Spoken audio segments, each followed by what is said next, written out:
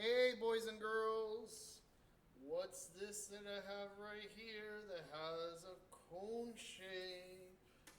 Here's the cone shape. So, what's this instrument? I know it looks really old because the polish has fallen off a little bit, but it is made out of metal. I know it looks like wood, but it's metal. This is a trumpet, which is the highest sounding of the brass instruments. So the trumpet has some buttons or valves, just like all the other brass instruments, except for the trombone. Trombone has a slide, remember? Kind of like this plastic instrument right here. It goes up and down, and it has different sounds. So, the trumpet is a little bit smaller, and it's got valves and a bell in the cone shape. Let me play it for you.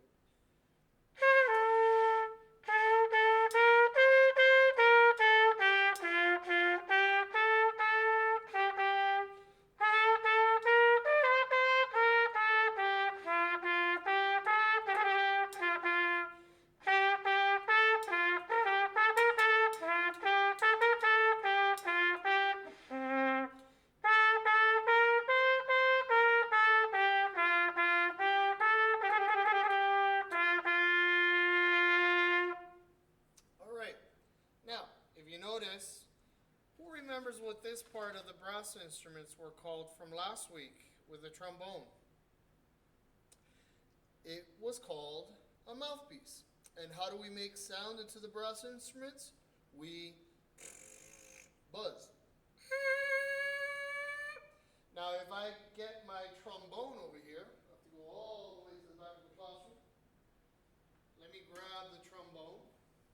You can see that everything on the trombone is much bigger, right? Including the mouthpiece. If I compare these two mouthpieces, here's the trumpet mouthpiece, here's the trombone mouthpiece. You can tell the trombone mouthpiece is much bigger than the trumpet mouthpiece. So I'm going to give you like a general musical rule. The larger the instrument, the lower the sound. Let's talk about some of those different types of sounds because you might not be used to identifying different types of sounds. So when I say high on a brass instrument, I don't mean loud. Your parents might say the radio's too high or the television's too high, turn it down. What they mean is it's too loud, make it softer. So we have high and low. High is usually a trombone when I'm around first position.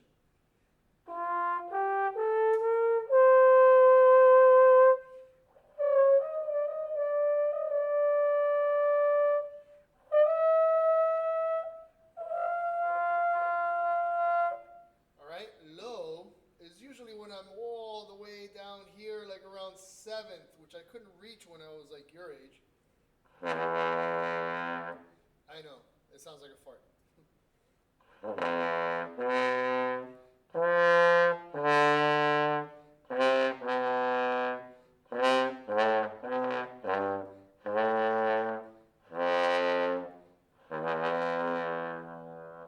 Kind of makes me think of like an elephant, right?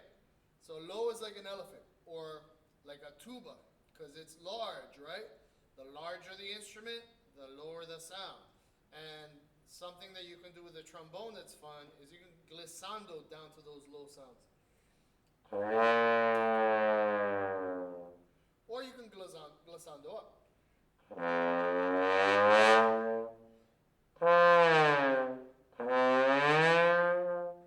All right. Or I could go lower by half steps. Or I can go lower or higher. I can go higher by half steps. Okay, let's talk about loud and soft. So loud is very jarring and surprising, right?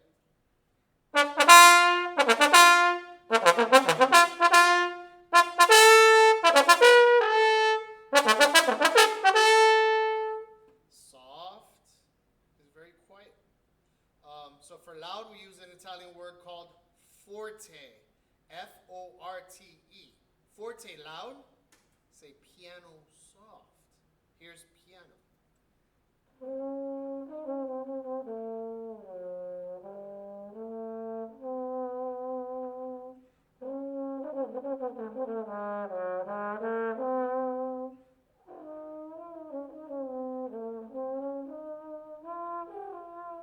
All right, we also have fast and slow. That's pretty simple. Fast.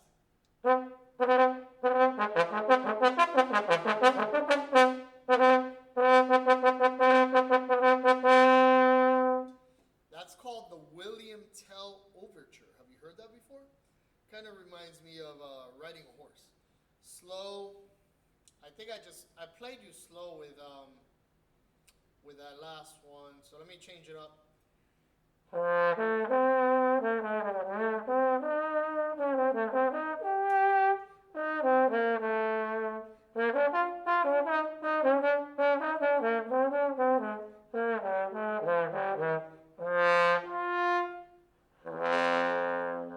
Ooh, was that low or high?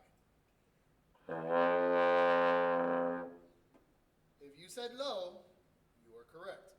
All right, so I played you fast. I played you slow. Forte or loud. Piano or soft. What else am I missing as far as musical concepts? We can also talk about rhythm as opposed to steady beat. The heartbeat of music is a steady beat, and that's going to be your second lesson on quaver. But I think that's maybe a little bit too advanced because right now we're just talking about sound qualities. Another thing with the trombone is it was invented in the year 1400 and something during the Renaissance time. I don't think I ever played you a Renaissance piece. So Renaissance music was very fancy, very decorated. The instruments weren't too advanced back in the 1400s. So here's a Renaissance piece by a composer named Antonio Vivaldi.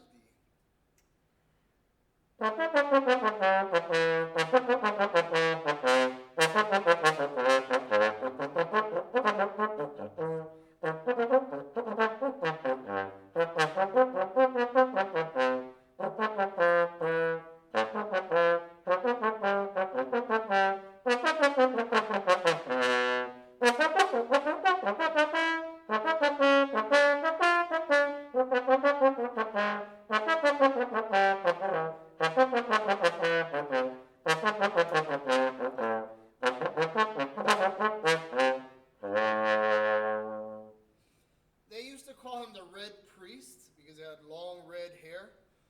Antonio Vivaldi was a very famous Italian composer. And we use Italian for music because the piano was invented in Italy. So that's kind of an important thing for you to know. Italian is the language of music. So let's talk about logging into your student portal for Quaver so you can do your assignments because I'm going to make that a grade. The first thing you have to do is you have to log into your student portal, which you guys do all the time. So log into your student portal. Step 2, you're going to click on Apps and Services or Apps and Sites. That's on the top right-hand corner. You're going to scroll all the way down to where you see Quaver SEL. That's Quaver S as in Sally, E as in elephant, L as in Larry. You're going to click on that. Then you're going to put in the Quaver code that I gave you. Oh, I'm sorry, I missed a step. Then you're going to click, no, I've never used Quaver before. Even if you've used it before, because it's a different school year, and you have a different code, you're in a different class. So you're going to click, nope, I've never used Quaver before. Then you're going to put in the code I gave you, and click enter, and then you're going to type in your first name and your last name, and you're in Quaver. Now, if you can't see where to put in the code, what I want you to do is click on Teacher Access, because that's another way you can enter the code. So you click on Teacher Access, You put in the code that I gave you. That's in the Teams, and it's all over the Teams. It's even in the title of this Zoom meeting. The codes are all capitalized, so make sure your caps are on. That's very important. But you're going to click on Teacher Access if you don't see where to put it in as a student. Click on Teacher Access and put in the code there where it said after you click Teacher Access. After you get into Quaver, you want to click on Students. If you can't see Students, it's under A+ Assignments. And you'll see the assignments there.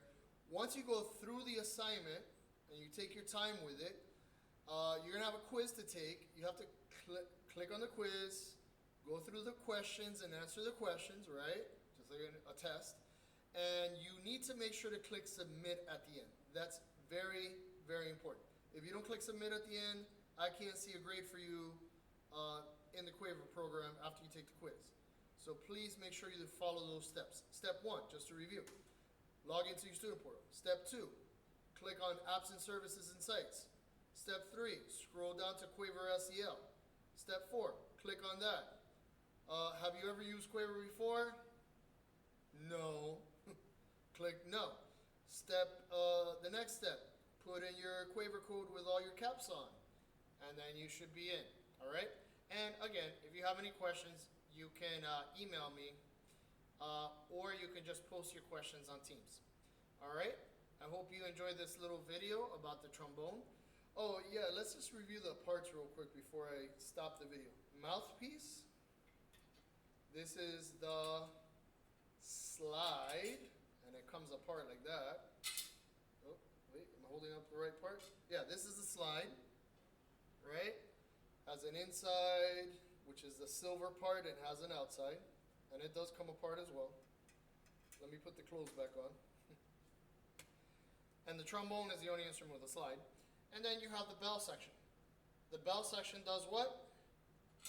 It makes it forte. What does forte mean if you remember? It makes it loud. All right, I hope you enjoyed the video.